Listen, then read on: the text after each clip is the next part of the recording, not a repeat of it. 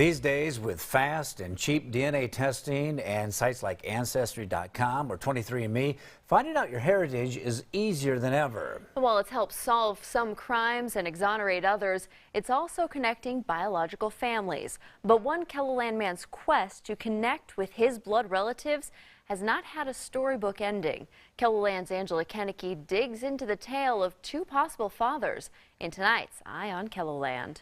A few 100,000 people. You may never guess by looking at 59-year-old Linda El-Hassi today that she was in a love triangle which produced a child. I wasn't sleeping around. For the last 39 years, El-Hassi has always maintained there were only two men she was intimate with before her son BJ was born in 1979. She says one of them was her senior prom date, Brent Davidson. She says the other was a military man 11 years her senior. She'd see Howard Jacobson when he came home to Lenox on leave. We were together on Christmas Eve night into Christmas Day, and 9 months later I had a baby, 9 months and 3 days. When BJ was born, El-Hassi did not fill in the name of his father on his birth certificate. I felt like you can't put anybody down there unless you know with 100% certainty who it is. Not knowing who his father is has been something that El-Hassi's son, BJ Olson, has struggled with for much of his life. You don't really realize how many times you get asked who your father is until you don't have one. So whether you're at school with your friends, whether you're at the doctor's office, whether you're filling out legal documents or court, everybody wants to know who your father is, and so do I. So Olson set out to determine with DNA evidence which of the two men was his father. Both Jacobson and Davidson are now deceased, but Olson still wanted to know his roots. There was always this half of me that was missing. After having children of his own, his desire to know the truth got even stronger. I saw this stuff for Ancestry.com, and I'm like, you know, just maybe. So he got the kit and took the test. The results connected him directly to Howard Jacobson's sister. When you discovered that you were related to Howard's sister, did you know immediately that was your dad? Yeah. So for me, my dad was discovered and died in the same day. Now, you may think the story ends there. The DNA test showed with 99.9% accuracy that Howard Jacobson's sister was Olson's aunt. Mystery solved. But this was far from over. To understand what happened next, you have to go back to Olson's birth. That's when the state wanted to find a responsible party for his medical bills. The Department of Social Services asked his mother who his father was. I told them Brent Davidson. However, a 1979 blood test ruled out Davidson. El-Hassi says she tried to call Jacobson to tell him he had a son. And I did, and he kept hanging up on me. And I called again, and he kept hanging up on me. On the advice of a friend, she wrote a letter to Jacobson's commanding officer and received this response, saying the Army had told Mr. Jacobson to settle the matter. A short time later, El-Hassi got another letter from an attorney saying Jacobson was not the father of her child and any communication needed to go through the lawyer's office. At that point, from that point on, I was afraid. I didn't have money to fight him in any way, shape, or form. So you just gave up? I did give up.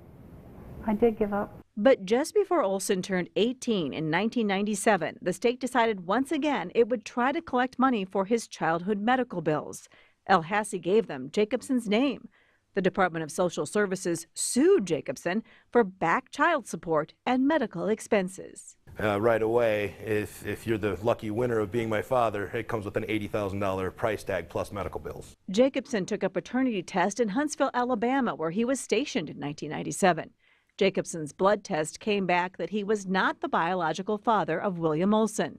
That same year, the hospital where Jacobson took the test was the subject of a federal fraud investigation. For crime cases like We asked a geneticist how a 1997 blood test compares with modern-day saliva tests. I would certainly, want to look at their procedures that they used, how they did the test, but just the technology that is available today versus what was in 1997 is light years apart. How the old blood test was done will remain a mystery because the hospital doesn't even exist anymore. All new DNA tests point to Jacobson as Olson's dad. You'll learn who your relatives are, who you're connected to, and that's great.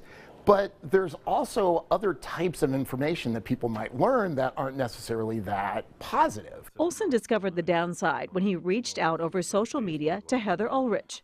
Howard Jacobson's daughter, to let her know tests indicate she has a half-brother. I explained the situation, I explained the Ancestry.com, I explained everything, and I made sure to let her know that, hey, I'm not after any money or anything, I just really want to know who I am.